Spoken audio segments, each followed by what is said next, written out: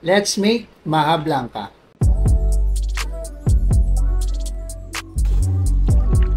Okay, first gagawin muna natin yung latte. Halu-haluin lang natin siya hanggang sa mag-evaporate lahat ng liquid niya. So after 25 to 30 minutes, luto na siya. I-drain na natin siya sa mantika, then i-set aside natin.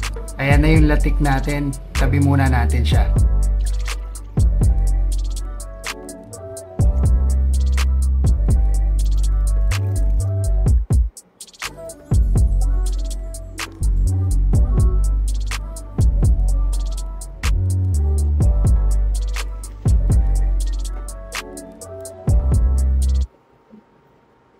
Ayan, so bumili ako ng tatlong lalagyanan.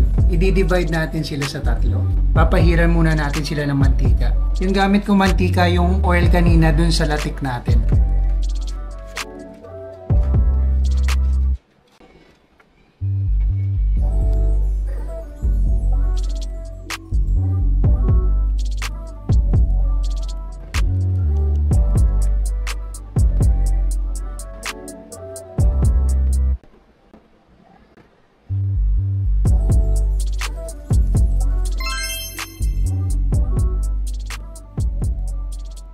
Who's your daddy?